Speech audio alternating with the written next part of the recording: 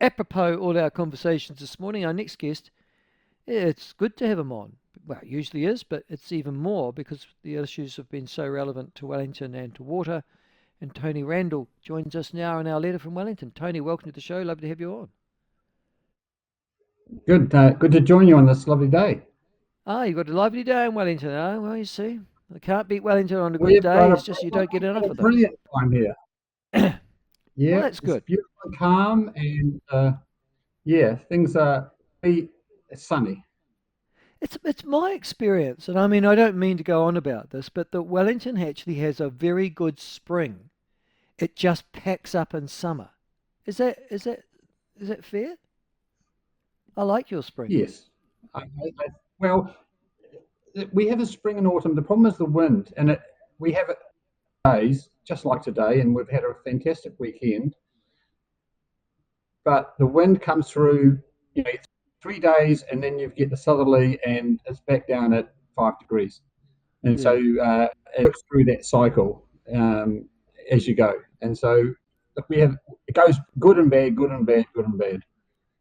But today we're in a really good We're space, in a good and people phase. are Okay. have enjoyed the weekend. Man, a brilliant weekend in Wellington for sure. All right. Okay. Tony, we've just been talking about water this morning in connection with uh, the costs, and I'm talking about throughout the country. So I'm not just talking about Wellington, but that it looks like the government have stuffed up the water reforms. They said they were going to Mm. replace three waters, but they've ended up with something that looks very similar to it and no less expensive. Is that your experience in Wellington as well? Yes, there's no easy fix. I mean, this has been in the too hard basket for decades. It really has, and it's much like if you never go under your house, when you go under there, the first thing is everything is wrong. Cold smell, and there's a leak. It's gotten worse, and there's rotting boards, and there's no short really to fix the problem we've got with water, which is just we haven't been doing the basic renewals that we should have been doing for decades. All right. Let's go Wellington Water then. You had Wellington Water, and it's relevant to a conversation we had earlier today, which is Porora, Wellington, Upper and Lower Hutt, and that's it, is it? And the Wellington Regional Council. That's right, isn't it? That's right. And Eh, well, we're going to have the two EV reps on our new water entity as well. Um, I mean, Wellington Water is the current incumbent, and that also includes Kapiti and South Wairarapa as councils. They've decided to do their own thing, and Kapiti's done its own thing, I think, because they've had a lot of time fixing their waters. They've got water meters, for example, and so they didn't want to join the rest who had all this work to do because all they were going to get is part of the bill. And that's what everyone's nervous about. Look, we're looking at having water charges go from $2,000 a year to $5,000 a year over the next 10 years. So, it's going to really hurt in terms of people what they're going to have to pay. Oh yeah, yeah, yeah. There's no question about that.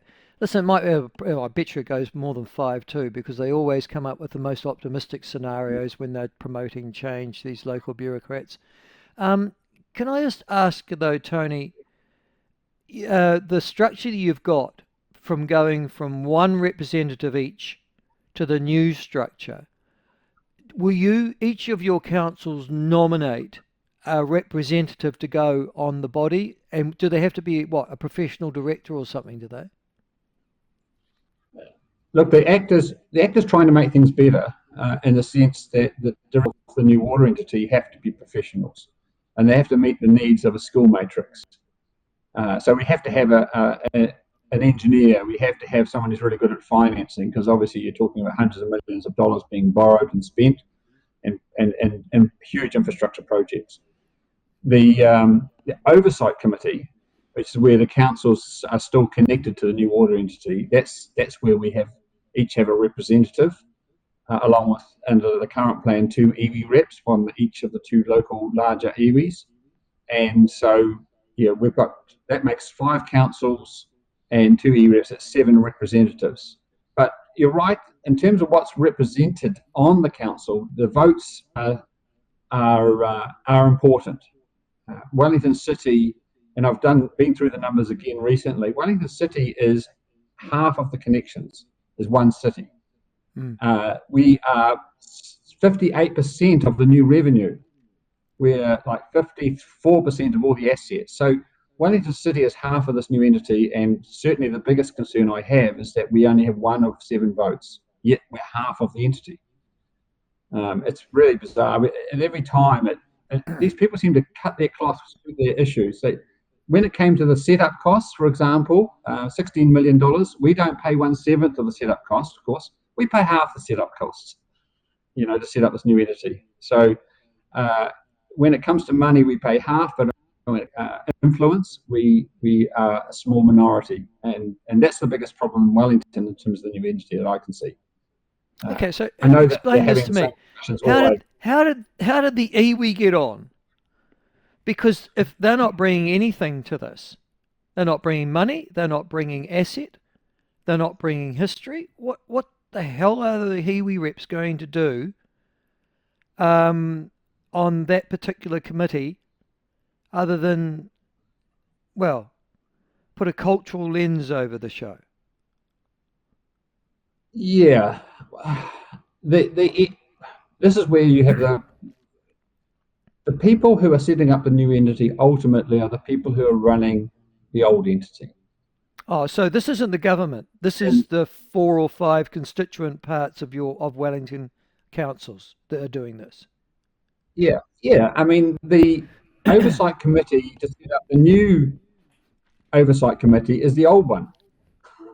So, under the old one, we also have 1 vote. And so it's no surprise we only get 1 vote because, the Poruras and Lower Huts of the world, the only way that Wellington City gets more influence is if they have less. But they all seem united on the idea of having some sort of co-governance influence from iwi, and that's baked into every single plan. Oh, for Pete's sake.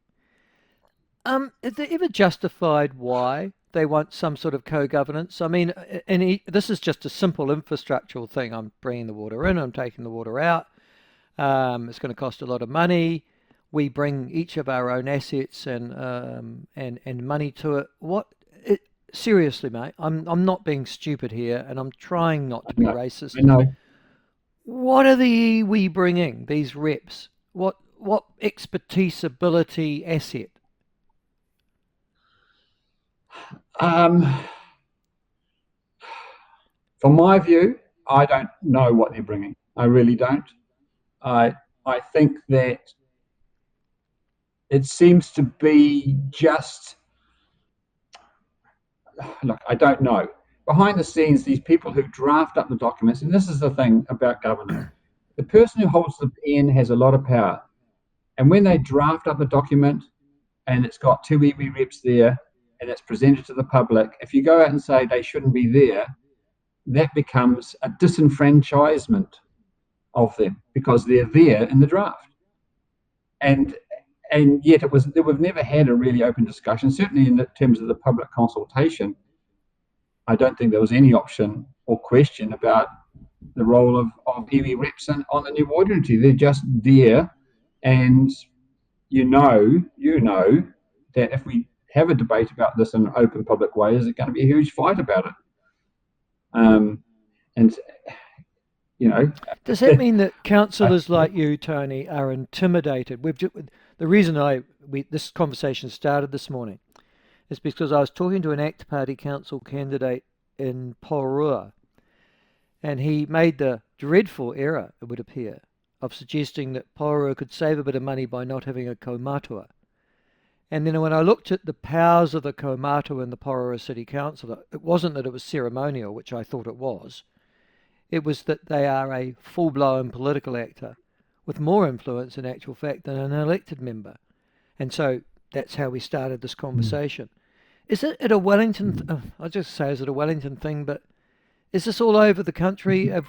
Despite the change of government and the change you would have thought of philosophy, it clearly isn't going through local government at the moment, is it?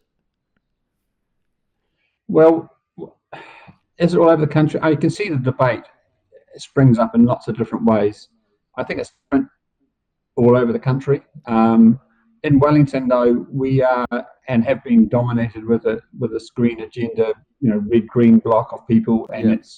it's a given that those things are there. The majority around the council are strong supporters of the partnership. We have iwi, the same two iwi are represented on all our subcommittees with votes, which is one of the reasons we had this big fight about the airport share sale, because the two iwi reps, well, one of the iwi said they wanted to sell the airport because they wanted the iwi might consider buying it, but um, but the No conflict of interest there the whole then. apparently not.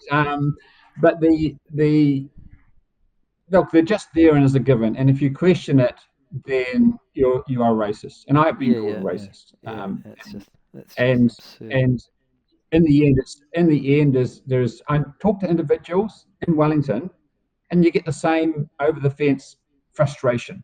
Mm, You do. mm, People mm. ask the question you ask, which is why are they there? And even if they're there, why do they have a vote? Why do they have a vote? I mean, the two iwi reps have more votes than the entire Wellington council, and Yeah, and half of the region. And why? Just always there. Yeah. yeah. No, no, no. I listen. It's beyond me, mate. It's just beyond me. All right. You've got to put up with it, though, I'm afraid. Listen. The other thing is that sludge. I love sludge. The Uh, byproduct of all wastewater treatment plants. And people probably say, "Oh, boring, boring." God, it's not boring. It's bloody expensive because that's what's left over after you've treated your sewerage, and you can't get rid of it except usually in a landfill. What are you yeah. doing about it? Because it's ended up as a big political issue in your neck of the woods.